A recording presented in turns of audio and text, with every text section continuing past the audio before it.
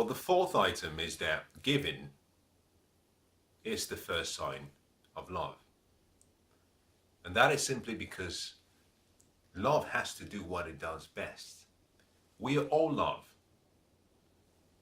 Like a piece of pie, if you have a custard pie and you were to take one slice of the pie, you might have a small piece, but it's still pie. It's still part of the bigger piece. Now, I believe that every one of us, 7 billion people alive today, that we are all from the same source, and that source is love. And love, in its purest form, has to love. And the expression of that love is through the process of giving. As love is transferred, is something that has to give. I can't put it into words. But when there is love, the first sign that there is love is the desire to give. And that is given in various forms, in various ways. But another litmus test you can always use is to study what you're receiving and see whether it's coming from a place of and a sincere heart of giving. Now, if you are, let's use this as an example, in a relationship and someone is giving something to you, that could be material. And material is only an expression of love. Don't get it wrong.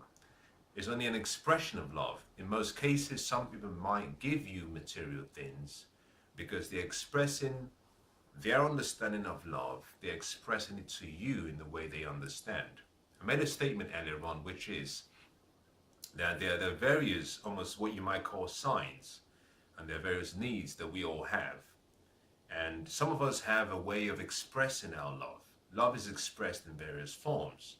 And one way is simply through the act of gifts and giving.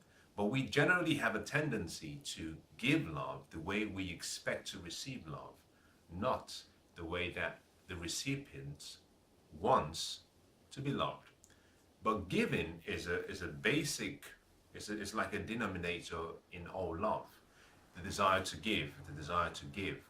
And that will be in various forms. So one of the simple ways of understanding whether there is still love in your relationship or whether there is love in a relationship that is about to start is observe and see whether the attitude of giving and the gratitude that comes with giving, because love in a very interesting way, whilst love is giving, love gives with gratitude, and that is the gratitude of and the feeling of being appreciative that they can express that art form of love in a way that is tangible or in a way that is acceptable. So love comes with a feeling of giving, but comes with a gratitude of giving. If there is no gratitude, then I would question the love. Now, I'm not going to suggest that it has to be gratitude all the time. But I know something for sure, and I speak and I say this from a male's point of view. I made a statement earlier on, which is that wherever the heart is, that's the heart. Wherever your heart is, your treasure is there. Or wherever the treasure is, there your heart will be also. It doesn't matter how you put it. But a sure sign of love is the willingness and the inclination to give, but the gratitude of being given the opportunity to give.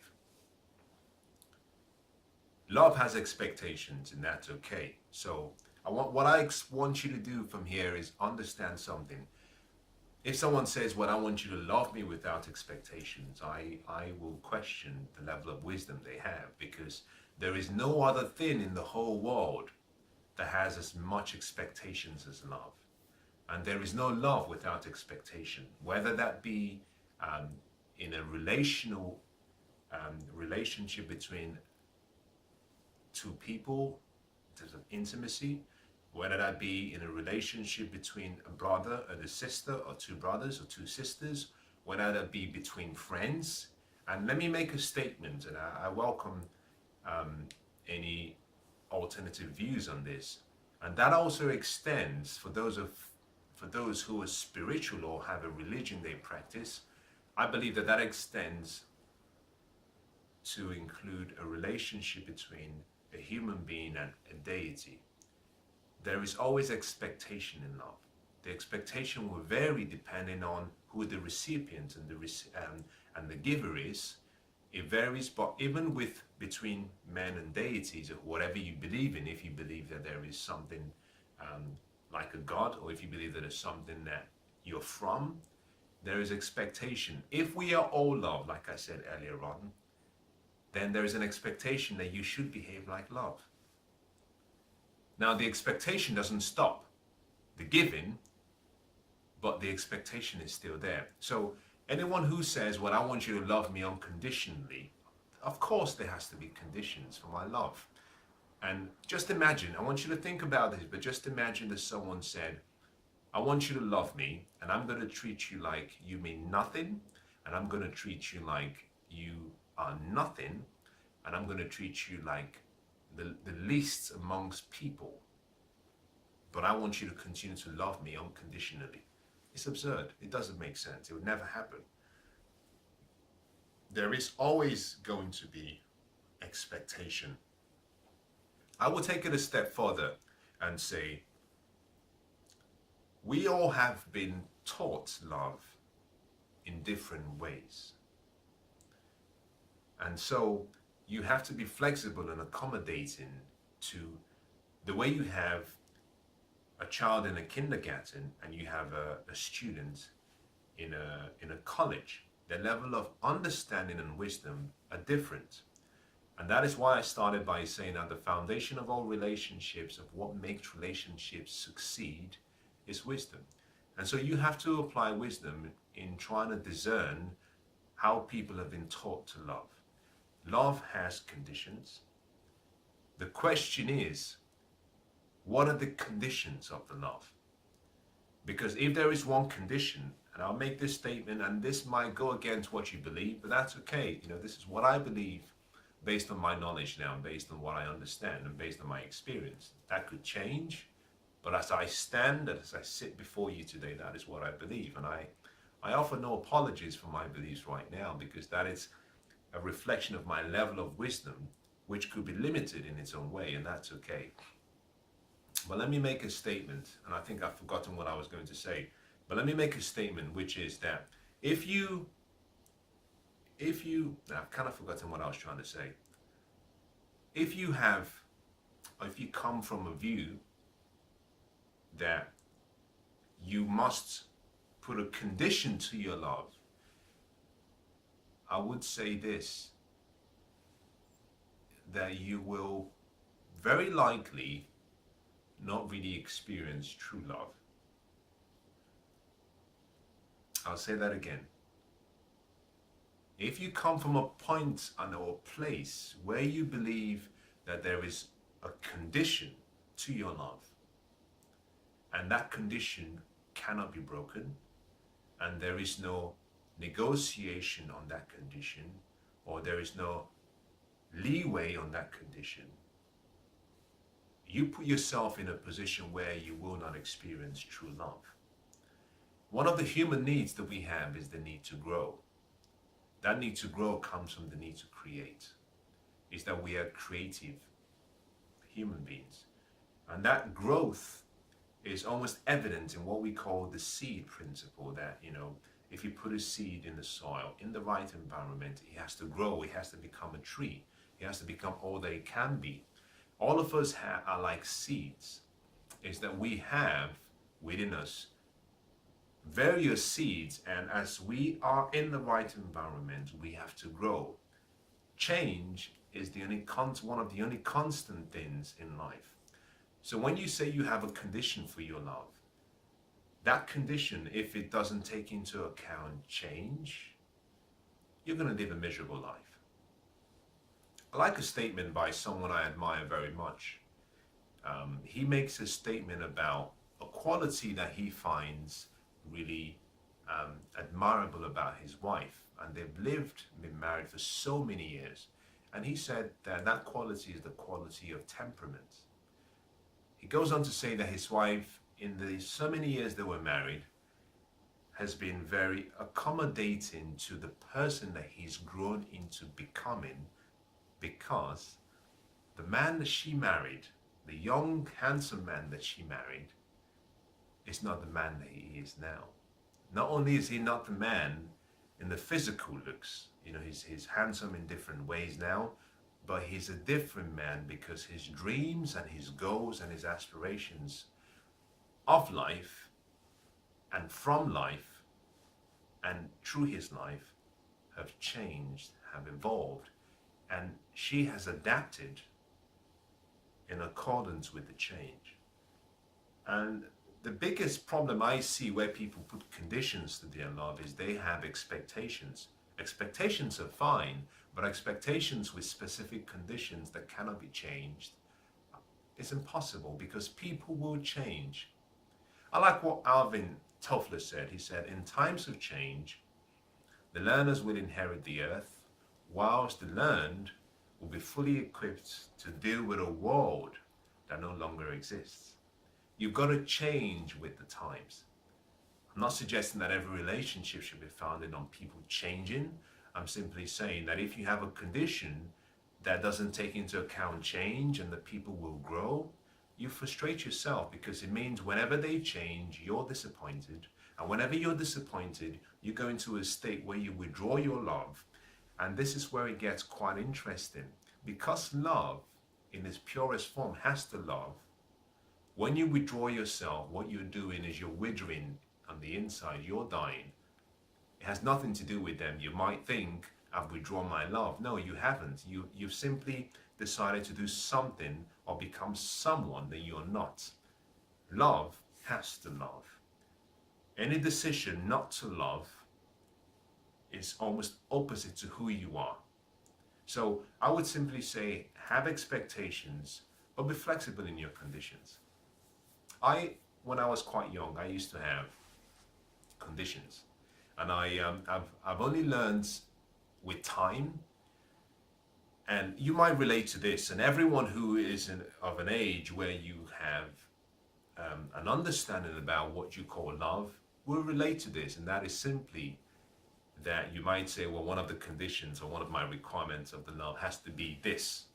And some people might use physical attributes, or you might say non-physical attributes. Well, he has to be honest, or she has to be hardworking and trustworthy, or he has to be 6'4", she has to be 5'9", or 6'1".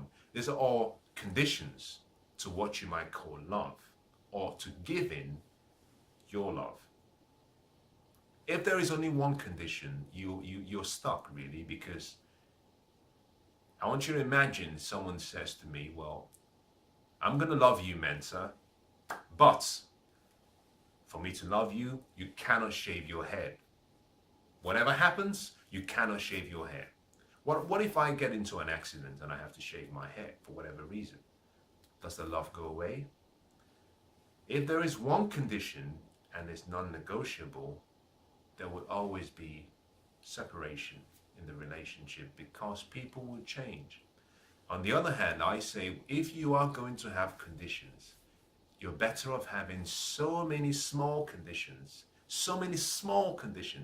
which the omission of one is almost insignificant, if that makes sense, because we all have conditions. Let's make no mistake, everyone has what they believe they need from a relationship for that to be a purposeful relationship. Those are conditions. But don't choose one condition and say that is the only condition. And if that is not fulfilled, then I'm not happy, because I can guarantee you of something: people will change and you will be miserable. The final thing I want to talk about as part of what I call the love talk is simply that intimacy has a price. And intimacy should never be given to casually. And intimacy, in most cases, should not be negotiable. That's a long one. Let me explain. What is intimacy? I like the definition which I heard someone use, and the definition goes that intimacy is really you saying to someone else, into me, see. If you've ever had wounds or you've ever had scars or you've actually been injured and they've had to dress and cover your wound, what tends to happen is that the doctors or the nurse gently unwraps wherever you've hurt yourself and exposes the injury. At that point of time, they have to be very careful because the injury, if it's exposed, and depending on how bad it is, has your internal nervous system is open to infection. So they have to protect it. Make sure the environment is right, but also protect it so you don't have infections. Now, we all have what we call our heart, and we all protect our hearts. Whether you're a man or you're a woman, we all have a protective mechanism to make sure that we don't get hurt, to make sure that we're not left with scars. For some of us, we've been quite good at doing that. Whether that be an advantage or disadvantage, I don't really care. I don't really mind. For some other people, they've given themselves the permission to love. They may have loved the wrong person, and in the process, they've been hurt before. So what we call our hearts, combined with what we call our dreams and goals in our mind, combined with what we call our past, which is what we've done, combined with what we're calling our vision and our dreams, which is the future, we hold that sacred. We hold that sacred. The good, the bad, and the ugly. We all hold that sacred. And we tend to protect it with everything we have. What that means is that we only allow people who we trust. And understand something, that trust has to be earned. You earn trust. You don't give trust away. You don't buy trust. You earn trust. So for those people who come into your life, you must make people qualify for your trust. Don't get too excited and you let down your guard. Trust has to be earned. Intimacy, like trust, has to be earned. And intimacy shouldn't be negotiable. What do I mean by that? If you've ever walked into a supermarket and you walk down the aisle where you have, say, the cereals, the cornflakes, the cereal bars, or the various types of cereals and morning oat bars and all what you would normally have for breakfast, a lot of them are put in packaging. A lot of them are put in packaging, beautifully designed packaging, because the manufacturers understand that the quality of the packaging conceals the product within. And if the packaging is done properly, the buyer buys, in most cases, most buyers will buy based on packaging.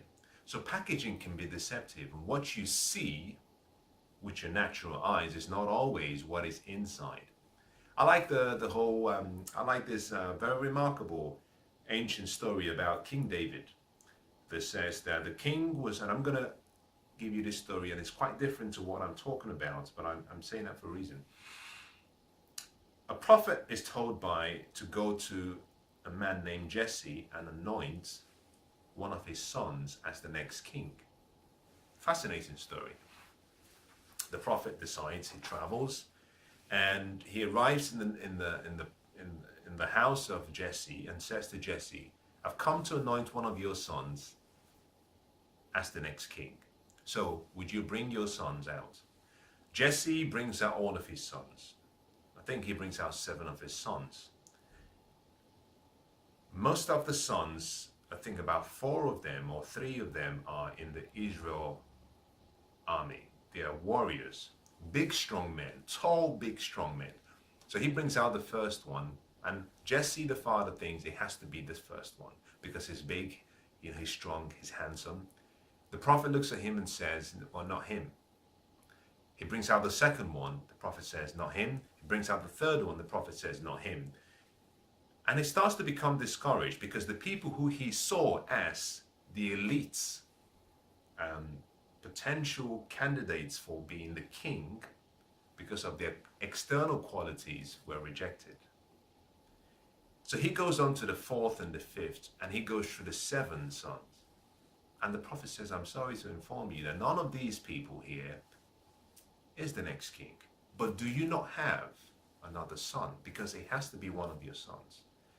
And then Jesse says, oh, that reminds me, I have a baby boy. The last son is actually a shepherd. He's playing around with the sheep somewhere in the jungle. But I don't think it should be him. He's young. He's not as strong. The qualities of this young boy was not something that the father had perceived to be almost like a king-like quality. And the prophet said, well, I'll wait. Why don't you go get the boy? As soon as the boy walks in, and the boy's name is David, as soon as the boy walks in, the prophet stands up and says, this is him. Jesse, his father, and the rest of his brothers are surprised. They're shocked.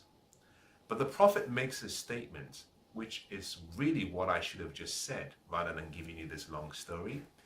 He makes a statement and he says, well, man looks on the outside, but God looks on the inside. God looks at the heart. You see, packaging is very deceptive.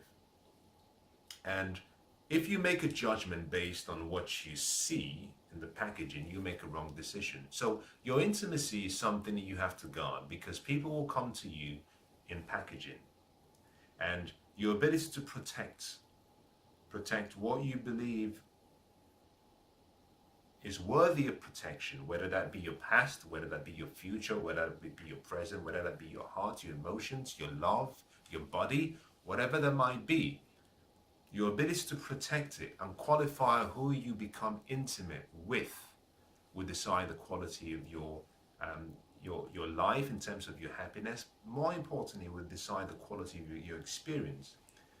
Intimacy is really you opening up yourself and saying to someone, here are the scars, here are the wounds, here are the dreams, here are the hopes. This is me. I'm going to be vulnerable and show you the real me, in the hope that you don't do what I fear that you might do. It takes a level of vulnerability to be intimate. It takes a level of vulnerability to decide to be intimate with someone that you haven't qualified enough. And on that basis, my recommendation is simply this. I cannot tell you, and I cannot say when you should be intimate. I cannot tell you when you should be vulnerable. I think that is a personal decision. I know for sure that if you choose not to be vulnerable, you put yourself in a position where you may never experience love. And at the same time, if you choose not to be intimate, you put yourself in a position whereby you might never experience true love. Because in that same process of being intimate, you become vulnerable. But in that mix, if you've used wisdom in selecting the right person, and if you've studied and observed everything I've said from the start, and you've qualified them, you might experience true love. But guess what? Remember what I said, that love has to give. You want to give intelligently, but you want to receive with humility. So for those who choose to be intimate and those who choose to be vulnerable, it's not about what will happen. It's about you allowing yourself to be who you really are, which is simply love. Allowing the love in you to shine, but qualify where you be intimate. And the point I make about not being negotiable is simply, be careful not to give your intimacy too casually. There is in my opinion, a lack of understanding that words are very powerful. And some people have studied the use of good language, but also some people have studied the use of psychology, And through words and expressions of words and reactions, people can present themselves in a packaging that is not true. And if you're not careful, and if you do not use, I always say this, to protect yourself from the pain and the scars of being intimate too early, bring in time. Because like I said before, where the heart is, there will be your treasure. Where your treasure is, there your heart is. Time is the only one of the few cures or one of the few ingredients that stabilizes and identifies or helps identify the true nature of every human being. Bring in the concept of time, because time will reveal whether it's love or whether it's lust. A parasite cannot stay too long in a place where it's not receiving. Love, on the other hand, can stay for eternity in a place where it's given freely and is allowed to express gratitude with the giving. So understand something, that your intimacy shouldn't be negotiable. What I mean by negotiable is that your intimacy shouldn't be something that you simply say, well, he's been nice or she's been nice or they've been patient, so I can let my guard down. Know your worth and know your value. Know the value of your intimacy. Know the value of yourself. Be comfortable in who you are. And until the price is paid, hold on to your intimacy. Be vulnerable with caution. I believe that everything has a price. But in addition to having a price, everything has a promise. The price has to be paid in full. Time, patience, love, honesty, and all the other qualities satisfying your needs before you can open up your intimacy. The price has to be paid in full, but more importantly, in every relationship, the price has to be paid in advance. Anyone who is not willing to pay the price in full or in advance doesn't qualify for your intimacy, but more importantly, may not qualify for your love. So teach people how you expect to be loved, and have the humility in doing that, because no one knows you as well as you know yourself. I said this to a friend of mine. We were talking to a female friend of mine, great lady, and I said, you have to teach your other half how to love you. Now think about this. This might sound a bit weird. If you're 30 years old, you've lived with yourself for 30 years. Now, no one knows me better than I know myself. I think no one can actually understand and please me the way I can please myself, because I know myself to the core. I know who I am. And the best words I hear are the words I tell myself, because I know what I want to hear. But in my relationships, I have to teach other people how to please me and what I expect. And that should not be something that you should be ashamed of. You see, too often and in the past, and you might relate to this, that we've had relationships because we lack wisdom, where someone makes a statement like, well, if you care about me well enough, or if you love me well enough, then you find out what I like and what I don't like. Well, I'm not going to live long enough to discover what you were able to discover about yourself in 30 years. I'm not going to do that in 7 days. Neither am I going to do that in 1 year. Neither am I going to do that in 2 years. So why don't we skip the trial and error approach and skip almost fading my way to success to please you? Why don't we just make it easy by me asking questions? One way of doing this, asking questions, because all of the answers in life is hidden in a question. All of the answers in life, all of the answers for success is hidden in questions. The quality of your life is really the quality of the questions you ask. Good questions, empowering questions, you get empowering answers. But also, that's one way of learning. The second way is also being taught. And I think that's such an easier way. So rather than it being a question and answer series, why don't you just teach the person what you like? Why don't you just teach the person what you don't like and give them the permission then to be inquisitive enough and ask more questions. But the fundamental things you've got to teach. So as I summarize this, I want to just start by just going round in 1 minute what we talked about. The first thing I said was, as part of our love talk, is that love is not the foundation to long, successful relationships. Wisdom is.